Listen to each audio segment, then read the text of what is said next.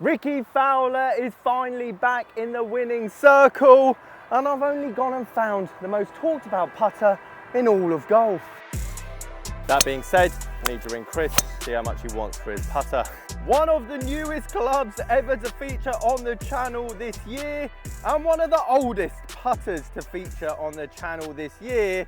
Not to mention, the putter is worth almost double what the brand new driver's worth. This has to be one of the most ironic golf bags I've ever tested. Great win for Cobra. Very happy Rickie took the W over the weekend. But to be honest, this whole bag goes to show how superficial this game can actually be. If pros are winning with clubs, even clubs that are almost 10 years old, well, that's definitely forgiving.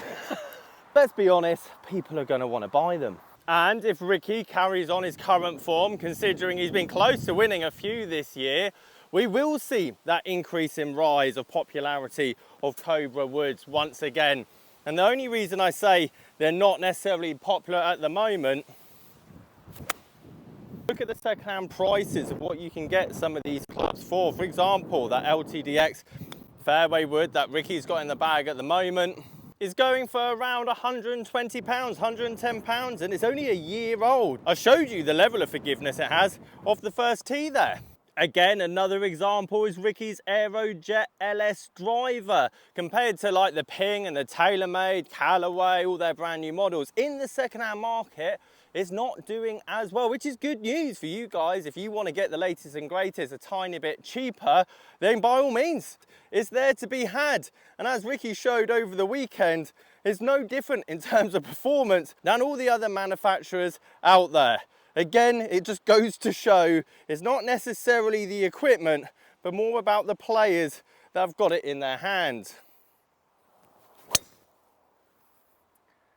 That is the first hit I've had with the Aerojet.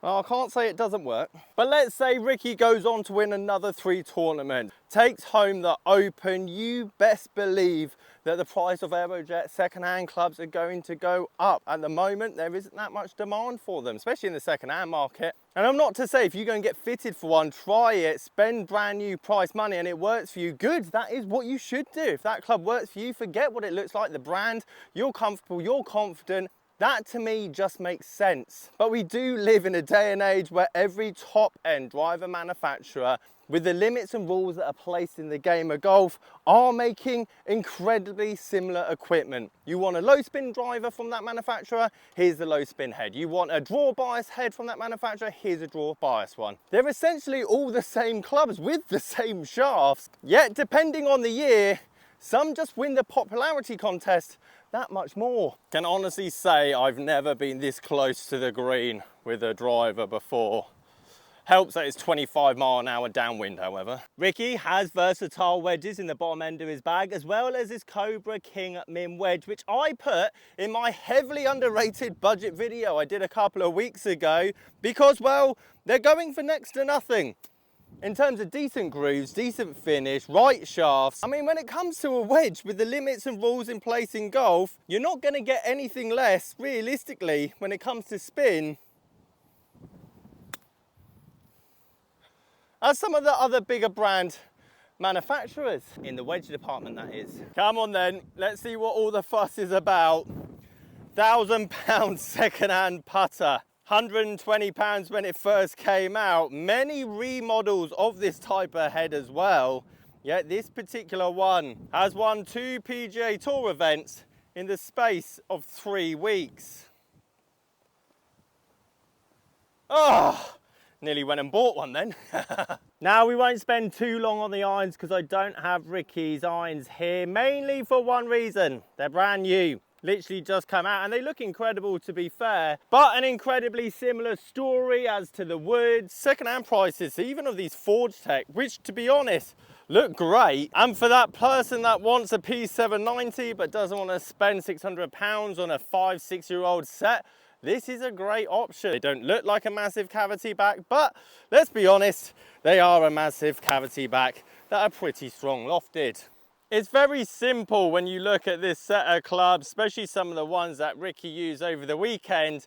The return of investment on these clubs in his hands is winning a PGA Tour event. The ROI on these clubs in our hands could be something completely different. And that's why I'm always in the business of underrated. What golf clubs are decent as the ones in the limelight? The TaylorMade, Callaway and Ping, I feel at the moment are in the limelight. They're getting the most wins on tour, which then means in the second-hand market, they're going to be even more expensive than anything else. Mizuno, Srixon and potentially Cobra. Woods category, I'd class as that £150, £200. Great condition, last year's model. You can find the head, find the shaft, and a good investment. You're going to be able to keep that driver for quite a considerable amount of time and get a good portion of your money back, as it lost so much significantly in the first year. We weren't that far off, boys and girls. Helps when the wind's gusting massively this way. Now, a massive shout out to Chris at Replay Golf for lending me his personal putter.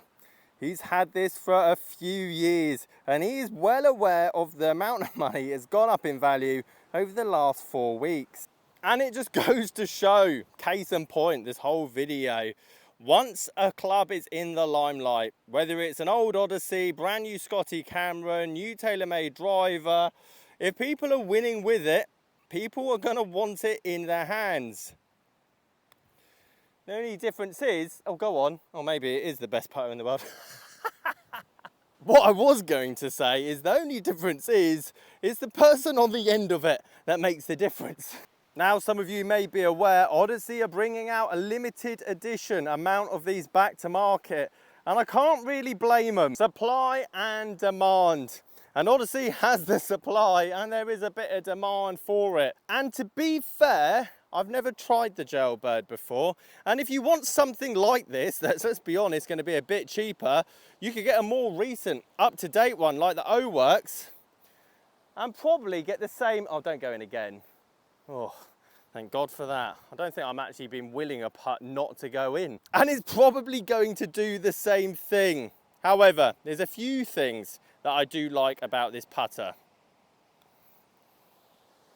Good, that's more like it, excellent. Number one, it's incredibly face balanced. I don't think I've really had a putter that wants to sit more flat through a putt. Now, no putter ever goes like back and through on a dead line because let's be honest, we're at an angle at the ground, so it wants to arc a tiny bit. And that style very much suits myself. I do like a putter that feels like it goes back along that line quite consistently.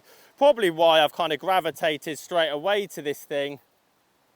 Good, fantastic, that's more like it. Whereas your Scotty Cameron suits that arcing style or putter shape that a lot of players have that are a bit more around himself. Hence, a toe balanced putter.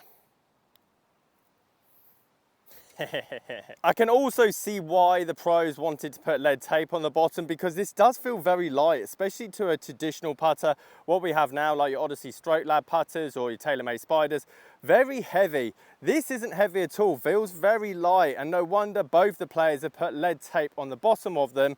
So I'll be interested to see the new Versa make him heavier at the bottom end, opposed to the more traditional ones like this. Long story short, it's a very nice face balance putter, but it's the hype that's bringing the price of it up. If Rickie and Wyndham Clark hadn't won with this putter over the last 3 weeks, would we even be talking about the thing in the first place? That being said, I need to ring Chris, see how much he wants for his putter.